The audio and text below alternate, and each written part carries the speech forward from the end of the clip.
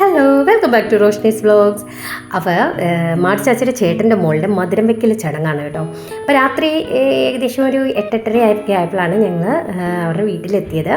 അപ്പം അന്നേരത്തേക്ക് മധുരം വെക്കലിൻ്റെ അത്യാവശ്യ ചടങ്ങുകളൊക്കെ കഴിഞ്ഞിരുന്നു. പിന്നെ ഞങ്ങൾ മധുരമൊക്കെ കൊടുത്ത് ഫുഡുമൊക്കെ കഴിച്ച് അവിടെ നിന്ന് നേരെ ഞങ്ങൾ പൊൻകുന്നത്തുള്ള നമ്മുടെ വീട്ടിലേക്ക് പോകുന്നു കേട്ടോ.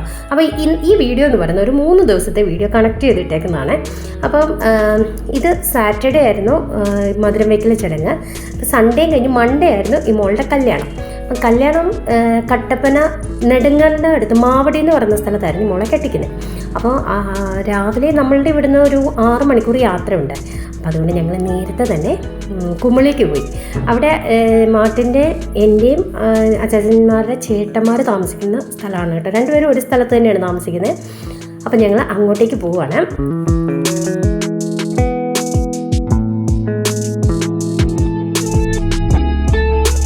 എനിക്ക് ഭയങ്കര ഇഷ്ടമാണ് കേട്ടോ ഈ കുമളിക്കുള്ള യാത്ര എന്ന് പറയുന്നത്. കാരണം ഇപ്പോഴും നല്ല ചില്ലാണ്. അതുപോലെ നമ്മുടെ മൈൻഡും ഒന്ന് ഫ്രഷ് ആകാൻ ഹെൽപ്പ് ചെയ്യുന്ന ഒരു യാത്രയാണ് കേട്ടോ. കാര്യം ശരിയാണ്, മണ്ണിടിച്ചിലും മഴയും ഒക്കെ ഉണ്ടാകുന്ന ബുദ്ധിമുട്ടുകളൊക്കെ ഉണ്ടാകുന്ന സ്ഥലങ്ങളാണെന്ന് പറഞ്ഞാലും ഇല്ലേ, നമ്മൾ ഈ നാട്ടിൽ നിന്ന് ചെല്ലുന്നവർക്ക് ഭയങ്കര ഒരു സന്തോഷം കിട്ടുന്ന കാര്യങ്ങളാണ് ഇതൊക്കെ, ഈ കാഴ്ചകളൊക്കെ കേട്ടോ. അപ്പോൾ സാധാരണ ഞങ്ങൾക്ക് വ്യക്തമായ ഒരു പ്ലാനില്ല. കാരണം പോകുമ്പം കുട്ടിക്കാനത്ത് ചെന്ന് കഴിയുമ്പം ഒന്നെങ്കിൽ കുമളിക്ക് പോകാം അല്ലെങ്കിൽ കട്ടപ്പനയ്ക്ക് പോകാം എന്നുള്ള ഒരു മനോഭാവത്തിലായിരിക്കും ചിലപ്പോൾ വീട്ടിൽ നിന്ന് ഇറങ്ങുന്നത് കേട്ടോ. അപ്പോൾ അതുകൊണ്ട് ഞങ്ങൾ ആരോടും തന്നെ പറയാറില്ല ഞങ്ങൾ വരുമെന്ന്. ഏകദേശം കുട്ടിക്കാനം കഴിഞ്ഞ് കഴിയുമ്പോഴേ ഞങ്ങൾ വീടുകളിലേക്ക് വിളിച്ച് പറയാറുള്ളൂ ഞങ്ങളിതാ വരുന്നുണ്ടെന്നുള്ള വിവരം. കാരണം ഉറപ്പില്ലാത്തതുകൊണ്ടേ. അപ്പോൾ ഞങ്ങൾ ഇങ്ങനെ കുമ്പള എടുക്കാറായി കഴിഞ്ഞപ്പോഴത്തേക്ക് നമ്മുടെ ജിയക്കുട്ടിക്ക് ചെറുതായിട്ട് വിശക്കുന്നു. പിന്നെ നമ്മൾ പോകുന്ന വീട്ടിൽ കുറേ കുഞ്ഞു പിള്ളേരുണ്ട് കേട്ടോ. ജിയക്കുട്ടിയുടെ കസിൻസ് ഉണ്ട്. അപ്പോൾ അവർക്ക് സ്വീറ്റ്സും സ്നാക്സും ഒക്കെ മേടിക്കണമായിരുന്നു. അപ്പോൾ അതിന് ഞങ്ങൾ ഷോപ്പിൽ കയറി.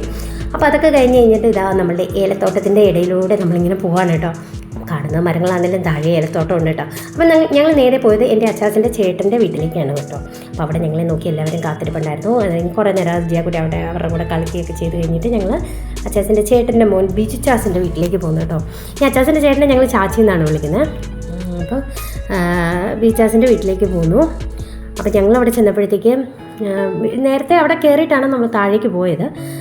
അപ്പോൾ അവിടെ ചെന്ന് കഴിഞ്ഞപ്പം ബീച്ചാച്ചനും ചേച്ചിയും കൂടെ ഫുഡൊക്കെ ഉണ്ടാക്കുന്ന തിരക്കിലായിരുന്നു.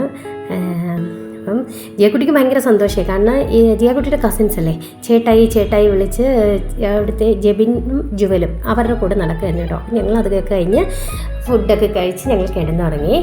അപ്പം നെക്സ്റ്റ് ഡേ രാവിലെ ഞങ്ങൾ ബ്രേക്ക്ഫാസ്റ്റ് കഴിച്ചത് ചാച്ചിയുടെ വീട്ടിൽ നിന്നായിരുന്നു കേട്ടോ. നല്ല പാലപ്പവും ബീഫ് കറി.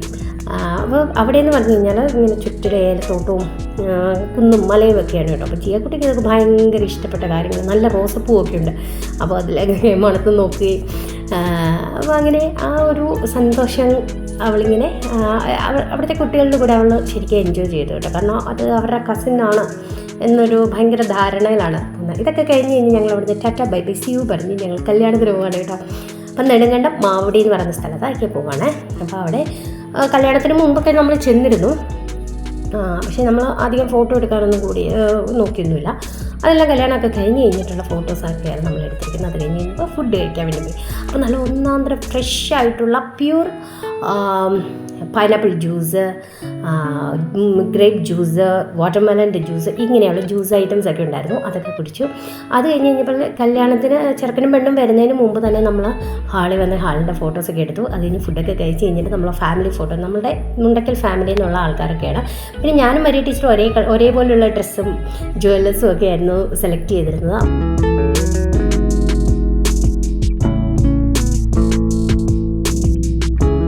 ഞങ്ങൾ കുറേ ഫോട്ടോസൊക്കെ എടുത്തു. നല്ല രസമല്ലേ, നമുക്ക് നല്ലൊരു ഫീലിങ്സ് കിട്ടുന്ന സ്ഥലമായതുകൊണ്ട് ഭയങ്കര ഇഷ്ടമാണ് കേട്ടോ. അപ്പോൾ അവിടത്തൊക്കെ കഴിഞ്ഞ് കഴിഞ്ഞിട്ട് അവിടുന്ന് ഞങ്ങൾ തിരിച്ച് പോകുന്ന വഴിക്ക് എൻ്റെ കൂടെ വർക്ക് ചെയ്യുന്ന സാറിനെ കണ്ടു.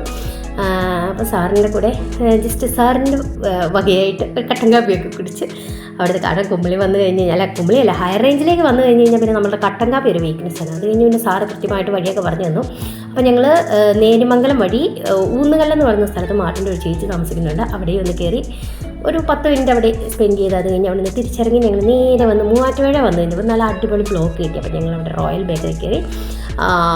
റോയൽ ബേക്കറി അല്ല റെസ്റ്റോറൻറ്റിൽ കയറി ഫുഡൊക്കെ കഴിച്ചു ആകെപ്പാടെ ടയേർഡായിട്ട് അവശതയായിട്ട് എവിടെയെങ്കിലും കൊണ്ടുചെന്ന് കിടത്താമോ എന്നുള്ള പരുവത്തിലാണ് നമ്മൾ ആ ഒരു കാരണം ശനിയാഴ്ച ഒരു മരണം ഉണ്ടായിരുന്നു. അപ്പോൾ ആ പരിപാടിക്ക് പോയി അവിടെ മുതലുള്ള യാത്രയാണ്. ശനിയാഴ്ച ഉച്ചയ്ക്ക് 1:30 മുതലുള്ള യാത്രയാണ്.